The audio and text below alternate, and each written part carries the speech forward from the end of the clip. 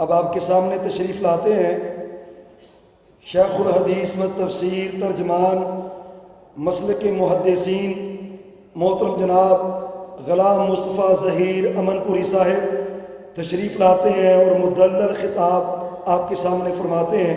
محترم جناب غلام مصطفیٰ ظہیر صاحب امن پوری۔ السلام علیکم ورحمۃ اللہ وبرکاتہ۔ الحمد للہ رب العالمین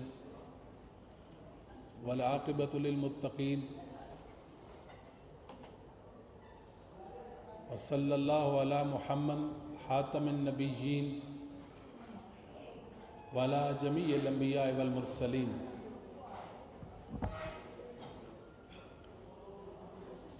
عقیدہ ختم نبوت ضروریات دین میں سے ہے۔ اس عقیدے کی اہمیت کا اندازہ اس بات سے آسانی سے لگایا جا سکتا ہے کہ نبی کریم صلی اللہ علیہ وآلہ وسلم کے زمانہ میں جتنی جنگیں ہوئیں، جتنی لڑائیاں ہوئیں، ان کل جنگوں میں جو مالی اور جانی نقصان ہوا وہ ایک طرف، اور مسلمہ کذاب کے ساتھ جو صحابہ کی جنگ ہوئی اس ایک جنگ کا نقصان ایک طرف۔ آپ اس بات سے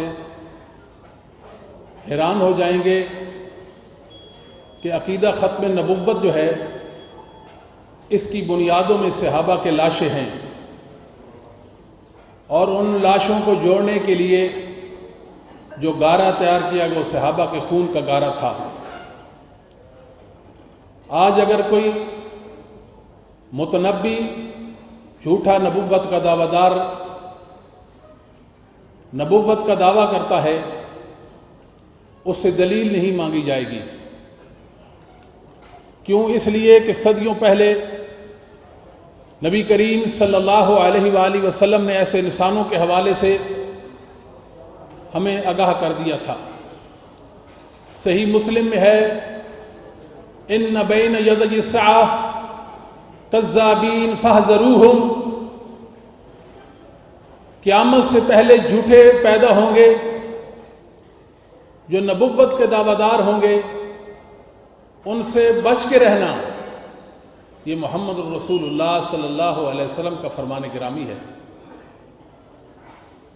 بدقسمتی سے برصغیر پاک و ہند میں ایک دجال، ایک کذاب، ایک ظالم مفتری، ایک افاق اسیم اٹھا جو مالیخولیا مراد کا مریض تھا، برطانیہ حکومت کا کاسہ لیسی کرنے والا تھا، جس نے اپنے اس دعویٰ کی بنیاد جھوٹ پر ڈالی اور اس کا خاتمہ بھی جھوٹ پر ہوا۔ وہ براہین لکھنا چاہ رہا تھا، اس نے مسلمانوں سے کہا کہ مجھے چندہ دو، میری مالی معاونت کرو، میں 50 جلدوں میں اسلام کے دفاع میں، اسلام کی حمایت میں براہین لکھنا چاہ رہا ہوں۔ مسلمانوں نے اس کو چندہ دیا، اس نے 5 جلدیں لکھی، کہا 50 اور 5 میں فرق نقطے کا ہے۔ اس کے بعد کچھ بھی نہیں لکھا، لوگوں کا مال کھا گیا۔ اس نے 1880 میں سب سے پہلے ملہم من اللہ ہونے کا دعویٰ کیا۔ 1882 میں مجدد ہونے کا دعویٰ کیا۔ 1899 میں اس نے مسیح موعود ہونے کا دعویٰ کیا۔ 1891 میں اس نے ذلی نبوت کا دعویٰ کیا۔ 1901 میں اس نے مستقل صاحب شریعت نبی ہونے کا دعویٰ کر دیا۔ جھوٹا انسان، انسانیت نام کی جس میں کوئی چیز نہیں، اخلاق سے عاری اس کی حرکات و سکنات، اخلاق سے گری ہوئی اس کی باتیں، اگر آج آپ کسی قادیانی سے کہیں، تمام موضوعات کو ایک طرف رکھتے ہیں، صرف مرزا قادیانی کی سیرت پر بات کرتے ہیں، وہ کبھی آپ سے بات کرنے کے لیے تیار نہیں ہو سکتا، ایسے بھاگے گا جیسے گدھے کے سر سے سینگ۔ اس پر کبھی بات کرنے کے لیے قادیانی مر سکتا ہے، مرزا کی سیرت پر بات نہیں کر سکتا۔ انتہائی بزدل انسان جو شیخ الاسلام علامہ ثناء اللہ امرتسری رحمۃ اللہ علیہ کا مقابلہ نہیں کر سکا، اس نے رونا پیٹنا شروع کر دیا، بد دعائیں کرنا شروع کر دی، حتیٰ کہ شیخ الاسلام ثناء اللہ امرتسری رحمہ اللہ تعالی کو مباہلہ کا چیلنج کر دیا کہ جھوٹا سچے کی زندگی میں مر جائے گا۔ اس نے دیکھا کہ ثناء اللہ بوڑھا ہے، کل یہ مر جائے گا، اس کے کون پوچھے گا، اور میں ابھی جوان ہوں، صحت مند ہوں، میں لمبی عمر پال لے کر نام کما لوں گا اور میری چاندی ہو جائے گی، اللہ کا کرنا دیکھیں۔ اس نے 15 دن کے بعد الفضل کے اندر لکھا، یہ مباہلہ، یہ چیلنج میں نے اپنی طرف سے نہیں، اللہ نے مجھ پر وحی کی، اللہ کی وحی سے کیا ہے۔ شیخ الاسلام امام اہل حدیث ثناء اللہ امرتسری رحمہ اللہ تعالی نے کہا، مرزا میں تیرا چیلنج قبول کرتا ہوں کہ جھوٹا سچے کی زندگی میں مر جائے گا۔ مرزا کی وحی دیکھے کہ اللہ نے مجھ پر وحی کی ہے۔ 1908 کے اندر مرزا مرتا ہے، ٹھیک 40 سال کے بعد سن 1948 میں ثناء اللہ امرتسری کو اللہ اپنے پاس بلاتے ہیں۔ اس واقعے سے 3 باتیں ثابت ہوتی ہے۔ عقیدہ ختم نبوت کے وارث اہل الحدیث ہیں، اللہ نے ثابت کر دیا اہل حدیث حق پر ہیں، اہل حدیث سچے ہیں، قادیانی جھوٹے ہیں۔ اور آج اگر کوئی انسان تحفظ ختم نبوت کے عنوان و موضوع پر بات کرے یا قلم اٹھائے، شیخ الاسلام ثناء اللہ امرتسری کا نام نہ آئے، موضوع کا حق ادا ہو ہی نہیں سکتا۔ اللہ رب العالمین نے یہ اعزاز بھی اہل حدیثوں کو بخشا ہے کہ ہر دور میں عقیدہ ختم نبوت کے یہ محافظ رہے ہیں، اور خاص کر کے فتنہ قادیانیت کی سرکوبی کے لیے اہل حدیثوں کی کوششیں کاوشیں نمایاں ہیں۔ آج میں ہوں یا کوئی اور ہو، بیان کرے، تقریر ہو یا تحریر ہو، سارے کے سارے مولانا ثناء اللہ امرتسری رحمہ اللہ کے خوشچین ہیں۔ پڑھ لیں سب کی کتابیں، اپنوں کی بھی دوسروں کی بھی کتابیں پڑھ لیں۔ قادیانیت کے رد میں جو لکھا ہے مولانا ثناء اللہ امرتسری رحمۃ اللہ علیہ نے، الفاظ کے ہیر پھیر کے ساتھ اسی کو بیان کیا جاتا ہے، وہی لکھا جاتا ہے۔ اتنی بابرکت شخصیت کہ مرزا تنگ پڑ گیا، موت کی دعائیں کرنے لگا، میں تنگ آ گیا ہوں، ثناء اللہ سے میں تنگ آ گیا ہوں، کیسے اسے چھٹکارا پاؤں۔ آپ اندازہ لگائیں کہ مولانا ثناء اللہ امرتسری رحمۃ اللہ علیہ کی کوششیں کاوشیں رد قادیانیت اور فتنہ قادیانیت کے حوالے سے کس قدر تھی۔ مرزا قادیانی، حیرانی والی بات ہے، یہ اللہ کا اصول ہے، یہ شریعت کا قاعدہ ہے، ہر نبی دوسرے نبی کی تصدیق کرتے چلا آیا ہے، اور بعض نبیوں نے بعض کے بارے میں شہادت دی ہے، مرزا کے بارے میں کسی نبی کی کوئی تصدیق نہیں ہے، کوئی شہادت نہیں ہے، قرآن مقدس کی کوئی آیت، کوئی حدیث، کسی صحابی کا کوئی قول اور فتویٰ، کسی بڑے عالم کی کوئی تحریر اس حوالے سے کوئی پیش نہیں کر سکتا کہ مرزا کے حوالے سے کوئی بات ہو۔ اور دوسری بات، علماء یہ کہتے ہیں کہ جو نبوت کا دعویٰ کرتا ہے اس سے دلیل نہ مانگی جائے، کیونکہ محمد الرسول اللہ صلی اللہ علیہ وسلم نے فرمایا انہو سیکون فی امتی کذابون ثلاثون کلہم یزعم انہو نبی، میرے بعد 30 بڑے دجال کذاب آئیں گے، ہر ایک کا دعویٰ ہوگا کہ میں نبی ہوں، وَأَنَا خَاتَمُ النَّبِيِّينَ لَا نَبِيَّ بَعْدِي، یہ جھوٹے ہیں، میں خاتم النبیین ہوں، اللہ نے مجھ پر نبوت اور رسالت کا دروازہ بند کر دیا ہے، میرے بعد کوئی نبی نہیں آئے گا، لہذا جو نبوت کا دعویٰ کرے گا وہ دعویٰ نبوت میں جھوٹا ہے، وہ دجال ہے، وہ ظالم ہے، وہ مفتری ہے، وہ اللہ پر افتراء باندھنے والا ہے۔ مرزا کہا کرتا تھا خاتم النبیین کا معنی یہ ہے جس کو نبی نبوت کی مہر جس پر لگا دے وہ نبی بن جاتا ہے۔ لائیں کسی صحابی سے، کسی تابعی سے، کسی صاحب علم سے، کسی صاحب عقل سے کہ خاتم النبیین کا یہ معنی کسی نے کیا ہو۔ 1901 کے اندر یہ مرزا خاتم النبیین کا یہ معنی کرتا ہے۔ شریعت اس معنی کی اجازت نہیں دیتی، شریعت میں اس معنی کا کوئی جواز نہیں ہے، یہاں تک کہ لغت عرب کے اندر اس کی کوئی حمایت نہیں ہے، عربیت کے اصول اور قواعد اس کی حمایت نہیں کرتے ہیں۔ کہتا کیا تھا کہ خاتم النبیین، نبی پاک صلی اللہ علیہ وسلم نے مجھ پر نبوت کی مہر لگا دی، میں نبی بن گیا ہوں۔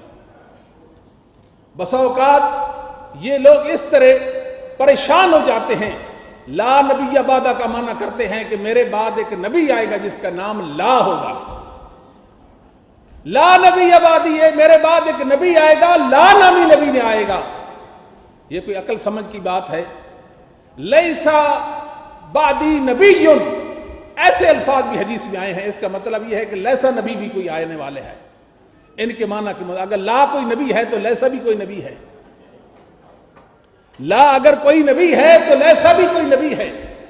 نبی کریم صلی اللہ علیہ وسلم نے فرمایا میرے 5 نام ہیں، میں محمد ہوں، میں احمد ہوں، میں مقفی ہوں، میں نبی توبہ نبی رحمہ ہوں۔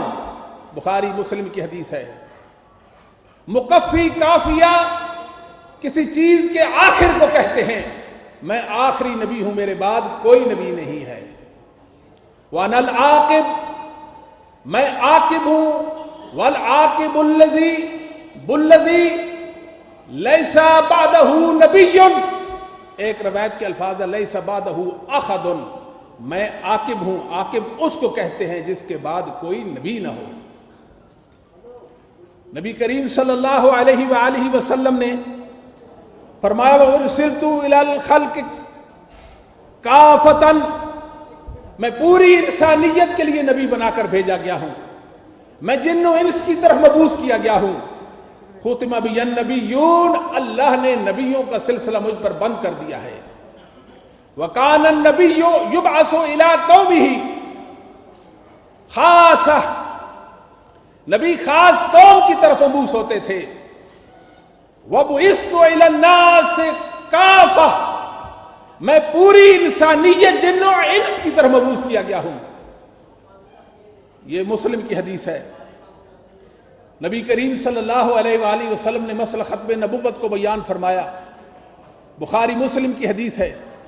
آپ نے فرمایا میری مثال اس شخص کی مثال ہے جس نے ایک خوبصورت بلڈنگ کھڑی کی ہو، لوگ اس بلڈنگ کے نظارے کرتے ہیں، اس کو دیکھتے ہیں، تعمیر کا شاہکار کہتے ہیں، کیا حسن و خوبی ہے اس تعمیر میں، لولا موضع لبنہ، ایک اینٹ کی اگر یہ جگہ خالی نہ ہوتی تو کیا بات تھی اس بلڈنگ کی، فَأَنَا اللَّبْنَ، لبنہ میں وہ اینٹ ہوں، انا خاتم النبیین، مجھ پر اللہ نے نبوت کا دروازہ بند کر دیا ہے۔ یہ محمد الرسول اللہ صلی اللہ علیہ وآلہ وسلم کے مقابلے میں سوچنے کی بات یہ ہے، اگر کوئی انسان اسلام سے نکل جائے وہ مرتد کہلواتا ہے، آپ بتائیے جو اسلام سے نکل کر اسلام کے مقابلے میں دین متعارف کراتا ہے کیا وہ مرتد ہے کہ نہیں ہے؟ جو اللہ کی بے ادبی کرتا ہے، محمد الرسول اللہ کی گستاخیاں اور توہین کرتا ہے، جو انبیاء کی توہین کرتا تھا، جو صحابہ کی توہین کرتا تھا، جو عیسیٰ علیہ السلام کو گالیاں دیتا تھا، جو اولیاء اللہ کی توہین کرتا تھا، جو امت مسلمہ کو کافر کہتا تھا، بتاؤ اس کی عقل تھی بھلا کوئی؟ جو قرآن کو منسوخ کہتا تھا، جو حدیثوں کو دین نہیں مانتا تھا، بھلا اس کا دین کے ساتھ کیا تعلق ہے؟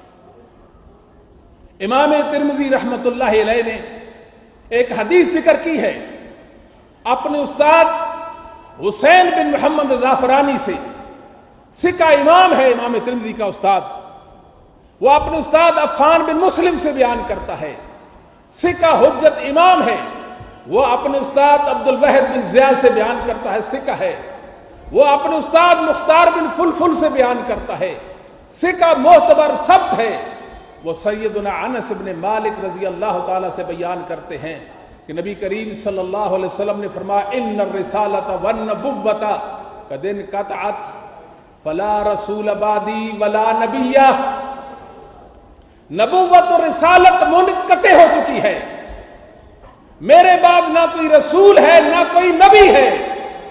قرآن کی من چاہی تفسیریں کر کے، نبوت کی تقسیم کر کے، اس جھوٹے دجال نے، اس کذاب اور نبی نے امت کے اندر فطور ڈالا، اسلام کی جڑوں کو کھوکھلا کرنے کی ناکام کوشش کی، مسلمانوں کی غیرت ایمانی کو للکارا۔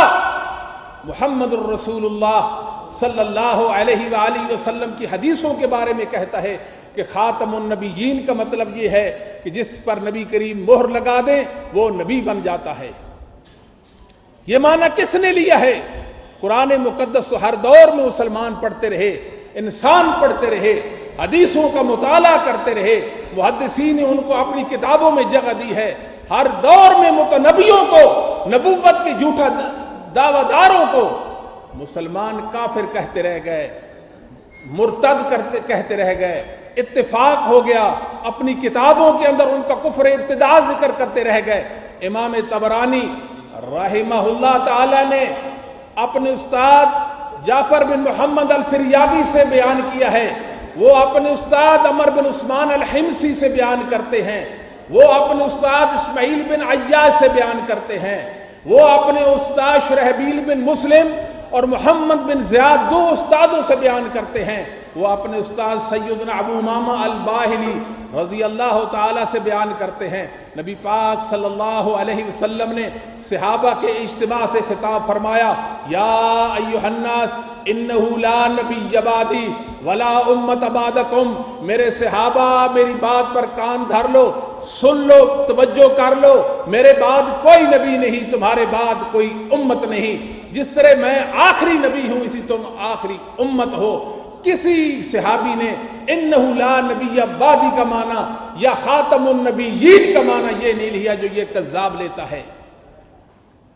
ومن نظلم ممن افترى علی اللہ کذبا، اللہ پوچھتے ہیں بتاؤ اس انسان سے بڑا ظالم کون ہوگا جو اللہ پر جھوٹ باندھتا ہے، کہتا ہے کہ مجھ پر وحی آتی ہے، او قال اوحی الیہ، جو کہتا ہے مجھ پر وحی آتی ہے۔ اللہ فرماتے ہیں وَلَمْ يُوحَ إِلَيْهِ شَيْءٌ، اتنا جھوٹا ہے کہ اس پر تو وحی آتی ہی نہیں ہے۔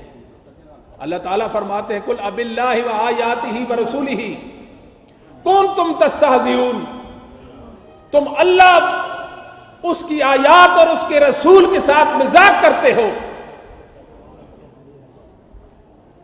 فَلَا تَعْتَذِرُوا وَلَا تَعْتَذِرُوا، تمہارا عذر قبول نہیں ہوگا، تمہاری معذرت قبول نہیں ہوگی۔ لقد کفرتم بعد ایمانکم، کیوں تو ایمان کے بعد تم کافر ہو گئے ہو۔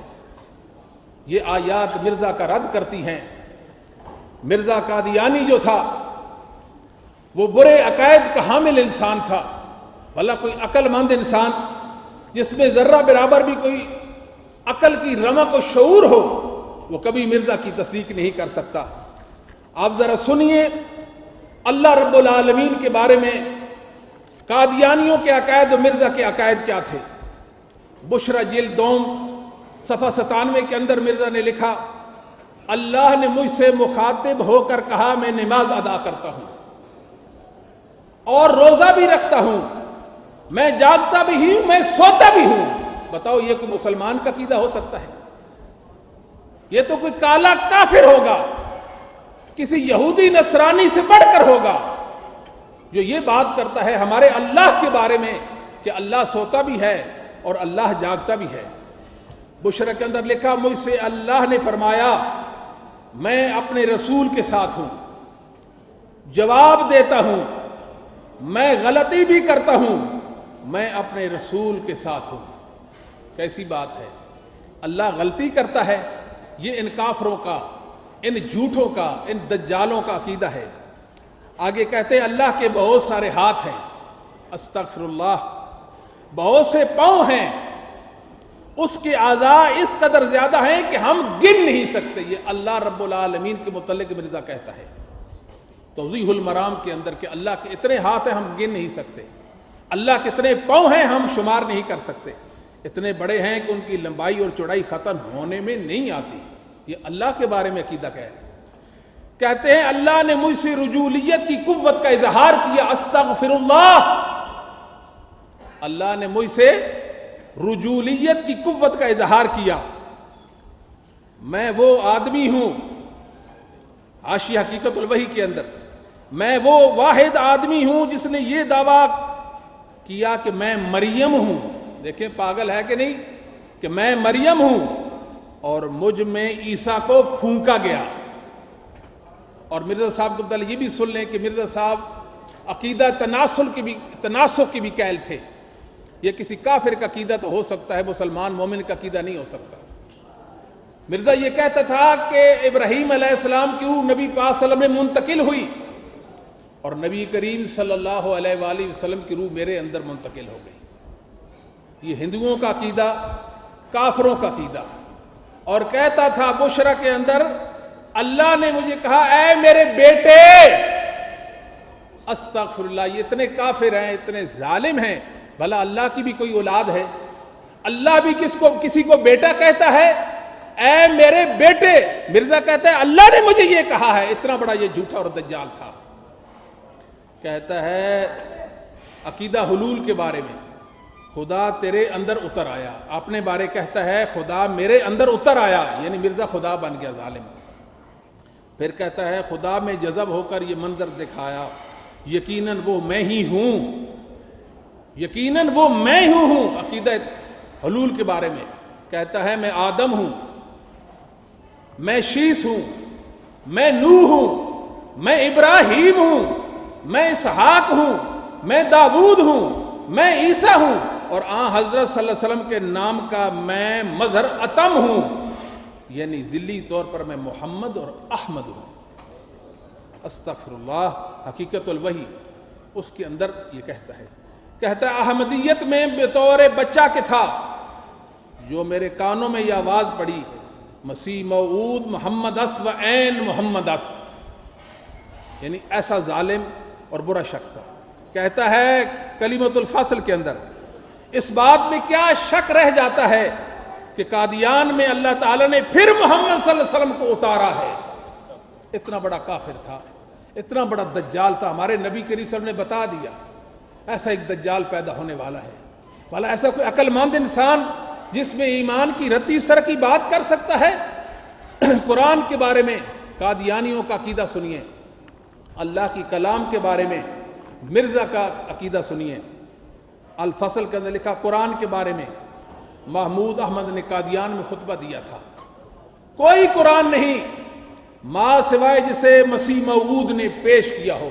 مسلمانوں کا قرآن یہ نہیں مانتے، کہتے کوئی قرآن نہیں سوائے اس کے جسے مسیح موعود نے پیش کیا ہے۔ حقیقت الوحی کے اندر مرزا لکھتا ہے مجھ پر اللہ کا کلام اتنی کثرت سے نازل ہوا، اگر اسے جمع کیا جائے تو وہ 20 پارے بن جائیں گے، اس سے کم نہیں۔ اتنا جھوٹا کہتا ہے اللہ مجھ پر وحی کرتا ہے اور اس قدر اللہ نے مجھ سے کلام کی، اس کلام کو جمع کرے تو 20 پارے بن جائیں گے۔ قرآن کی ایک آیت کے بارے میں کہتا ہے اللہ قادیان میں نازل ہوا، البشرا کے اندر کہتا ہے قرآن شریف خدا کی کتاب اور میری منہ کی باتیں ہیں۔ مسلمانوں غور کیجئے کتنے خطرناک ہیں یہ، کتنے ظالم اور برے لوگ ہیں۔ اللہ ان کے شر سے اپنی زمین کو پاک کر دے، اور محمد الرسول اللہ صلی اللہ علیہ وسلم کے صحابہ نے ان ظالموں کے ساتھ جو برتاؤ کیا ہے، اللہ ہمیں توفیق دے ہم ان کے ساتھ وہ برتاؤ کریں۔ انبیاء کے بارے میں کیا کہتا ہے؟ کہتا ہے عیسیٰ علیہ السلام کی عقل بہت موٹی تھی، اللہ کے پیغمبر کی توہین کرتا ہے۔ عیسیٰ علیہ السلام کی عقل بہت موٹی تھی، آپ کو مرگی کا علم نہ تھا، جاہلوں کی طرح آپ بھی اس جن کا اسیب خیال کرتے، اسے جن کا اسیب خیال کرتے تھے۔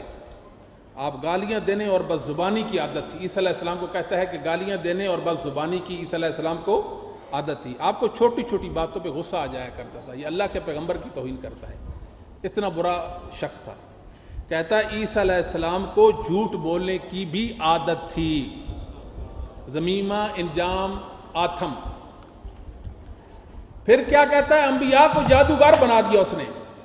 حضرت عیسیٰ جادوگر تھے اور جادو کی وجہ سے معجزات دکھاتے تھے۔ عیسیٰ علیہ السلام کون تھے؟ جادوگر تھے اور جادو کی وجہ سے معجزات دکھاتے تھے۔ غلطی کا ازالہ کتاب ہے، صفحہ 309 پہ ہے۔ کہتا ہے ایک فاضل پادری فرماتے ہیں آپ کو اپنی تمام زندگی میں 3 مرتبہ شیطانی الہام بھی ہوا، چنانچہ ایک مرتبہ اسی الہام سے خدا کے منکر ہونے کے لیے تیار ہو گیا۔ مرزا خدا کے منکر ہونے کے لیے تیار ہو گیا۔ اور ختم نبوت کے حوالے سے مرزا کیا کہتا ہے؟ کہتا ہے ہمارا عقیدہ یہ ہے اللہ اس امت کی اصلاح کے لیے مستقل رسول اور نبی بھیجتا رہے گا۔ کتاب ہے قول محمود۔ آگے کہتا ہے یہ بالکل صحیح بات ہے، ہر شخص ترقی کر سکتا ہے اور بڑے سے بڑا درجہ پا سکتا ہے، حتیٰ کہ محمد صلی اللہ علیہ وسلم سے بھی بڑھ سکتا ہے۔ بتاؤ ان کا کوئی دین میں حصہ ہو سکتا ہے؟ یہ اتنے کالے کافر ہیں، اتنی بکواس تو کسی یہودی کافر سے بھی نہیں ہوئی ہے جو اس مرزا نے کی ہے۔ اور حدیث کے بارے میں ان کا نظریہ سنیے، جس حدیث کو غلام احمد صحیح کہے وہ صحیح، جس کو وہ ضعیف کہے وہ ضعیف۔ مرزا جس حدیث کو صحیح کہے وہ صحیح، جس کو ضعیف کہے وہ ضعیف۔ مسلمان علماء جسے صحیح کہیں وہ صحیح ہے، یا جس کو وہ ضعیف کہیں وہ ضعیف ہے، کیونکہ حدیث ہم نے رسول اللہ سے نہیں سنی۔ چنانچہ جو حدیث غلام احمد کے قول کو رد کر دے وہ صحیح حدیث نہیں۔ یہ عقیدہ ان کا حدیث رسول کے بارے میں الفضل کے اندر بات چلی ہے۔ مکہ اور مدینہ کے بارے میں ان کافروں کا عقیدہ سنیں۔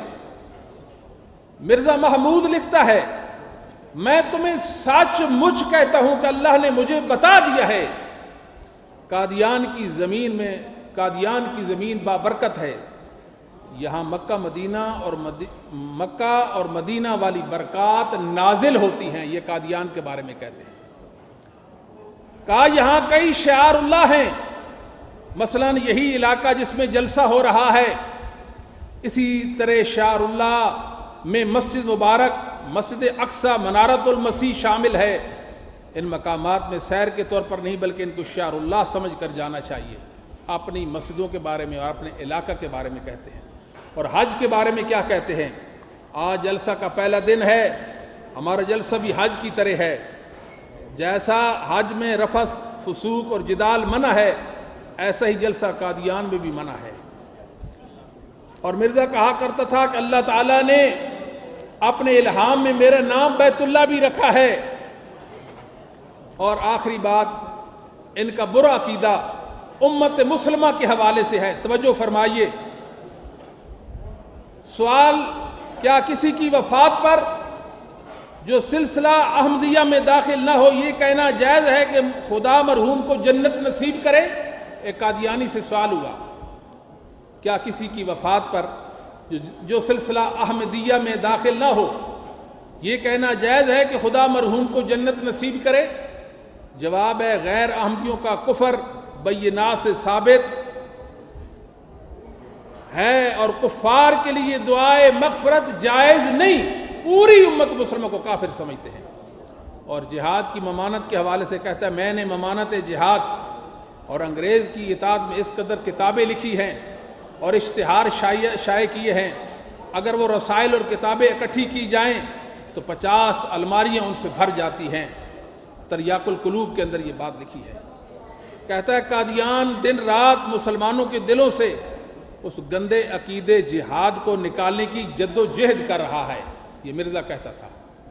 اور اس کا ایک برا نظریہ اور عقیدہ یہ بھی تھا کہ عیسیٰ علیہ السلام وفات پا گئے ہیں، اللہ تعالیٰ امت مسلمہ کو ان کے برے عزائم سے اور برے عقائد سے محفوظ و مامون کر دے، اللہ ان کے شر کو اپنی زمین سے ختم کر دے، اللہ دین محمد کو بالا کر دے صلی اللہ علیہ وسلم۔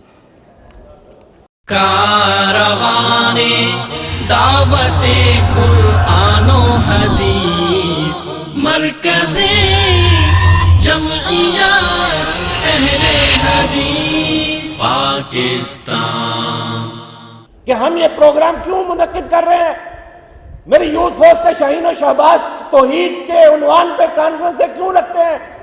عظمت رسالت صلی اللہ علیہ وسلم کے عنوان پہ پروگراموں کا انعقاد کیوں کیا جاتا ہے؟ آج ختم نبوت کے عنوان پہ یہ بزم کیوں سجی ہے؟ آج ختم نبوت کا یہ علم کیوں ہم بلند کر رہے ہیں؟ یہ دیگر موضوعات پہ ہم کیوں؟ عظمت صحابہ محرم آ گیا الحمدللہ، گلی گلی نگر نگر یوتھ فورس کے جوان عظمت صحابہ کی کانفرنسز بھی منعقد کر رہے ہیں، سیمینار بھی کر رہے ہیں۔ وجہ کیا ہے؟ مقصد کیا ہے؟ آؤ میرے بھائیوں، اس فکر کی دعوت آپ کو دینا چاہتا ہوں۔ ہمارے آباء و اجداد نے، ہمارے اکابر نے، ہمارے اسلاف نے بڑی قربانیوں کے ساتھ یہ سچا، یہ سچا، یہ کھرا مسلک، یہ قرآن و سنت کی سچی اور سچی دعوت اپنی خون پسینے کو ایک کر کے، قربانیاں پیش کر کے، اپنے خون کو پیش کر کے، اپنی جانوں کے نذرانوں کو پیش کر کے، رکاوٹوں کو برداشت کر کے، قید و بند کی صحبتوں کو جھیل کے اور بھوک اور پیاس برداشت کر کے، اہل حدیثوں تم تک یہ سچا، سچا، کھرا مسلک پہنچایا ہے۔ آج ہم تک یہ کھرا اور سچا مسلک پہنچنے میں ان اکابر کی بھی خدمات شامل ہیں، ان محدثین کی خدمات شامل ہیں، ان صحابہ اکرام رضوان اللہ علیہم اجمعین کی خدمات شامل ہیں۔ آج ہمارا فرض منصبی کیا ہے؟ آج ہم پر کیا بات لازم ہے؟ آج ہم سے ہماری جماعت، ہمارا مسلک آج ہم سے کس بات کا تقاضا کر رہا ہے؟ آؤ میرے بھائیوں، لا دینیت پھیلتی چلی جا رہی ہے، ہمارے اہل حدیث گرانوں کے بچے، ہماری آنے والی نسلیں وہ دین سے دور ہیں، انہیں مسلک اہل حدیث کے امتیازی مسائل کی خبر نہیں ہے، انہیں عظمت صحابہ کے منہج اور مشن سے ان کی جذباتی وابستگی نہیں ہے، ختم نبوت کے مسائل پہ ان کا ادراک نہیں ہے۔ اور لوگوں اہل حدیث ہم کیوں ہیں؟ اس موضوع پہ ان کا ادراک اور ان کی وابستگی باقی نہیں رہی۔ آئیے اہل حدیث یوتھ فورس کے جوانوں، ہم نے اس بیڑے کو، وہ بیڑا جو ہمیں اکابر دے کے گئے ہیں، جماعت کے بزرگ دے گئے ہیں، اس بیڑے کو ہم نے آگے لے کے جانا ہے۔ انشاءاللہ اس بیڑے کو آگے بڑھانے میں ہمارا ساتھ دو گے؟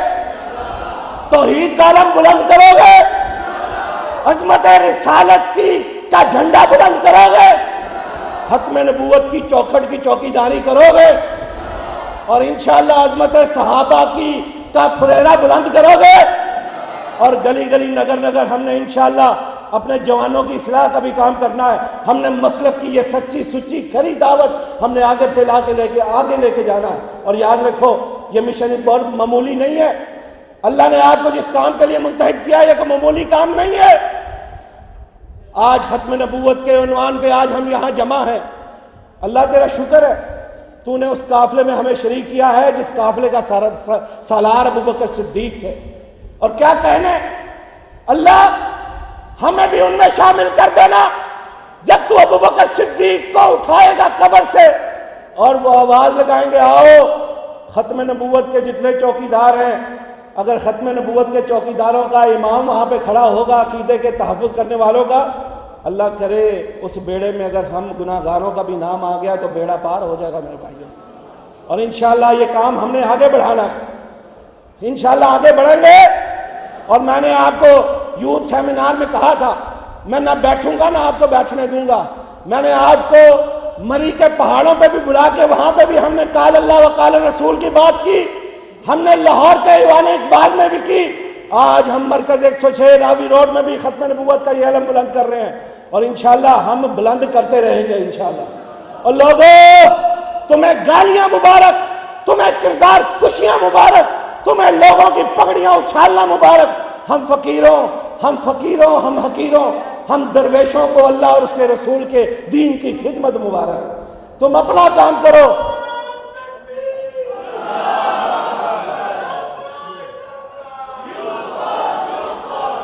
ہم نہ پگڑیاں اچھالیں گے، نہ عزتیں کھڑے بازار نیلام کریں گے، نہ ہمارے اکابر اور اسلاف نے ہمیں گالم گلوچ سکھائی ہے، نہ ہمیں تان و تشریح سکھائی ہے۔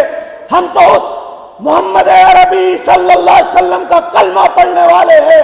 لوگوں، پتھر کھا کے بھی جو نبی دعائیں دیا کرتا تھا، تمہیں تمہارا کام مبارک، ہمیں اللہ اور اس کے رسول کے دین کی خدمت مبارک انشاءاللہ۔ نعرہ تکبیر، نعرہ تکبیر، مشن رسول اللہ، مشن رسول اللہ، عقیدہ تحفظ ختم نبوت، مسلک حق اہل حدیث یوتھ فورس پاکستان، مرکزی جمعیت اہل حدیث پاکستان، سالار فکر ظہیر حافظ فیصل افضل شیخ صاحب۔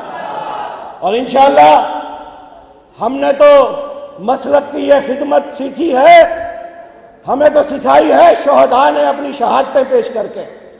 ہم نے تو مسلک کی خدمت کو شہداء کے سینچے ہوئے خون کسے سینچے ہوئے پودوں نے ہم نے یہ خدمت سیکھی ہے، اور انشاءاللہ اپنے اس عزم کا اظہار کرتا ہوں، ہم نہ دائیں دیکھیں گے، ہم نہ بائیں دیکھیں گے، ہماری منزل قرآن و سنت کا نفاذ رہے گا انشاءاللہ العزیز۔ اور یاد رکھو، ہم وہ ہیں، شہداء نے اپنے خون سے ہمیں بتا دیا تھا، یہ خون تو بہہ سکتا ہے، یہ گردن تو کٹ سکتی ہے، یہ جان تو جا سکتی ہے، مشن سے بے وفائی ہو سکتی۔ وفا ہمیں کس نے سکھائی؟ شہداء نے۔ وفا کس نے سکھائی؟ خون بہہ سکتا ہے، بے وفائی کر سکتے ہیں، مشن رسول اللہ سے ہم بے وفائی کر سکتے ہیں، قرآن و سنت سے بے وفائی کر سکتے ہیں، توحید سے بے وفائی کر سکتے ہیں، عظمت رسول اللہ صلی اللہ علیہ وسلم کے مشن سے بے وفائی کر سکتے ہیں، ختم نبوت کی چوکٹ کی چوکیداری سے پیچھے ہو سکتے ہیں، عظمت صحابہ کی بات کرنے سے رک سکتے ہیں۔ انشاءاللہ ہم آگے بڑھنے کے لیے آئے، اور یاد رکھو، یہ عظمت صحابہ کی بات ہو، یہ مشن رسول اللہ کی بات ہو، یہ اللہ کی توحید کی بات ہو، یہ ختم نبوت کی بات ہو، یہ سب کچھ ہمیں سکھایا ہے ہمارے محدثین نے، ہمارے علماء نے، اور اس محدثین اور علماء کی جماعت مرکزی جمعیت اہل حدیث نے سکھایا ہے۔ انشاءاللہ ہم بے وفائی کریں گے، نہ مسلک سے کریں گے، نہ جماعت سے بے وفائی۔ آج اکابر کو کہنا چاہتا ہوں، آج دیکھ لو وفاداروں کا اجتماع ہے، ہاتھ کھڑے کر کے بتاؤ، آج وفاداروں کا اجتماع ہے، آج ہاتھ کھڑے کر کے بآواز بلند اس مرکز میں اظہار کر دو، آج وفادار جمع ہے، آج اللہ کی توحید کے وفادار جمع ہیں، آج محمد رسول اللہ صلی اللہ علیہ وسلم کے وفادار جمع ہیں، آج محدثین کے صحابہ کے وفادار جمع ہیں، آج مرکزی جمعیت اہل حدیث کے وفادار جمع ہیں۔ مرکزی جمعیت کا جھنڈا بلند کرو گے، ہاتھ اٹھا کے کھڑو، اٹھو، اپنی نشستوں سے کھڑے ہو کے اپنے جذبات کو اظہار کرو گے۔ اور دوستو، آج پوچھتے ہو ہم مرکزی جمعیت سے کیوں وابستہ ہیں؟ کیونکہ یہ سب سے پہلے علمبردار ہے مشن رسول اللہ صلی اللہ علیہ وسلم کی۔ دوسرا، ہمیں اعتماد ہے، اور جوانوں، تمہاری قیادت کس کی جس کے پاس ہے، وہ تمہارے خون کا سودا نہیں کرے گی۔ وہ یو ٹرن 30 سال ایک سبق پکا پکا کے اسے یو ٹرن، ہم حلال کو حرام ہے، ہم حلال کو حرام ہے، ہم حرام کو حلال ہے، ہم شریعت کو میں کوئی بدعت ہے، ہم بدعات کو سنت ہے۔ آؤ میرے بھائیو، اسی پختہ ثابت قدم قیادت کو سامنے رکھتے ہوئے ہم قرآن و سنت کے اس بیڑے میں شامل ہوئے ہیں، اور انشاءاللہ اب ہم نے سستی نہیں دکھانی میرے بھائیوں، سستی نہیں دکھانی۔ میرے بعض دوست کہتے تھے فیصل بھائی آپ بڑا تنگ کرنے لگ پڑے ہیں، بار بار جوانوں کو بلاتے ہیں۔ میں نے کہا تھا ایمان اقبال میں وعدہ لے چکا ہوں، انہیں کہہ چکا ہوں نہ بیٹھوں گا نہ بیٹھنے دوں گا۔ ایسا ہی کرو گے اور جاؤ اپنے اپنے شہروں میں جا کے میرے بھائیوں، آؤ شہداء کا قرض ہے ہم پہ اوپر، ان کے لہو کا قرض ہے، محدثین کی جہود کا ہم پر قرض ہے، صحابہ نے جو تپتی ریتوں پہ لیٹ کے بھوک پیاس برداشت کر کے اپنے جسموں پہ کوڑے کھا کے، حضور صلی اللہ علیہ وسلم نے اپنے جسم مبارک پہ جو پتھر کھا کھا کے پورے جسم کو لہو لہان کر کے جو دین ہمیں دے کے گئے، آج دین کے لمبرداروں خوش ہو جاؤ، اللہ نے دین کی چوکیداری کے لیے تمہیں منتخب کر لیا ہے، تو آؤ، اتنے بار ہم نے اٹھائے ہیں، اتنے علم اٹھا رکھے ہیں، تو آؤ میرے بھائیوں اب بیٹھنے کا وقت نہیں ہے، آؤ آگے بڑھو، توحید کی آواز بلند کرنی ہے انشاءاللہ، اللہ کے رسول صلی اللہ علیہ وسلم کی سنت کے احیاء اور اس کی اشاعت کے لیے آگے بڑھنا ہے انشاءاللہ، عظمت صحابہ کا علم بلند کرنا ہے انشاءاللہ، ختم نبوت کی چوکھٹ کی چوکیداری کرنی ہے انشاءاللہ، اور انشاءاللہ تنگ تو انشاءاللہ آؤ گے نا جب بلائیں گے، اپنی ذات کے لیے نہیں بلاؤں گا، فیصل اپنی ذات کے لیے، عمر اپنی ذات کے لیے نہیں بلائے گا آپ کو، اہل یوسف جب بھی بلائے گی اللہ کے رسول، اللہ اور اس کے رسول کے دین کے لیے بلائیں گے انشاءاللہ، آؤ گے، دن کو بلائیں گے آؤ گے، رات کو بلائیں گے آؤ گے، گرمی اور سردی کی سختیاں تو نہیں دیکھو گے، اور انشاءاللہ میرے بھائیوں ان وفاداروں کا قافلہ ہی انشاءاللہ فتح یاب ٹھہرے گا، اور آئے گا، میں نے وقت وہ کہا تھا، وہ وقت آنے والا ہے جب ہمارے بھائیوں کو بھٹکایا گیا، سب کو جب سمجھ آئے گی واپس لوٹیں گے انشاءاللہ، لوٹیں گے واپس، اور آج رفتہ رفتہ بوری میں سوراخ ہو چکا ہے انشاءاللہ، آج بھی میرے اس قافلے میں وفاداروں کے اس قافلے میں ایک اور اضافہ ہے، آج ایک اور موتی کا آج ایک اور پھول کا اضافہ ہوا ہے، انشاءاللہ سب آئیں گے، جو نظریاتی ہے انشاءاللہ سب آئے گا، جس کو حلال حرام کا فرق نظر آتا ہے وہ سب آئیں گے انشاءاللہ العزیز، میں خوش آمدید کہتا ہوں اور انہیں مخاطب کرتا ہوں سعید قاسم صاحب کو کہ وہ آئیں، صدر اہل یوتھ فور ضلع ننکانہ صاحب کا وہ آج ہمارے قافلے میں شامل ہو رہے ہیں، سعید قاسم صاحب تشریف لائیں ماشاءاللہ، آ جاؤ سرفراز اہل حدیث یوتھ فورس پاکستان، سعید قاسم بھائی میں آپ کو خوش آمدید کہتا ہوں وفاداروں کے اس قافلے میں شامل ہونے پر، اب نعرہ ہو جائے یوتھ فورس کا اتقاق ہے،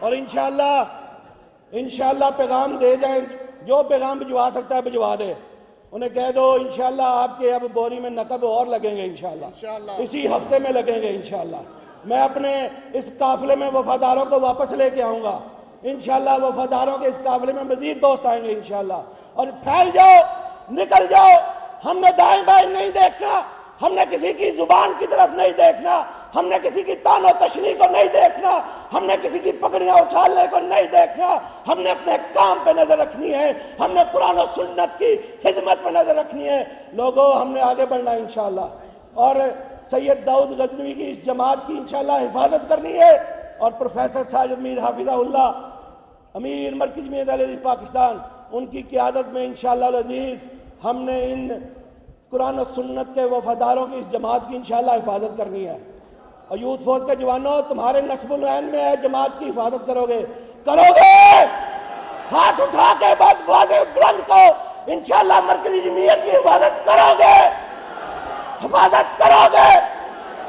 بہت بہت شکریہ آپ کی محبتوں کا، اور آخری بات، آپ نے جس مختصر کال پہ اس سیمینار کو ایک بہترین کانفرنس کا روپ دیا ہے، آپ کی محبتوں کا شکریہ ادا کرتا ہوں، اور میں اسٹیج سیکرٹری صاحبان سے گزارش کروں گا کہ وہ آئیں اور اگلا پروگرام جو ہے وہ شامل ہونا۔ کاروان دعوت قرآن و حدیث، مرکز جمعیت اہل حدیث پاکستان۔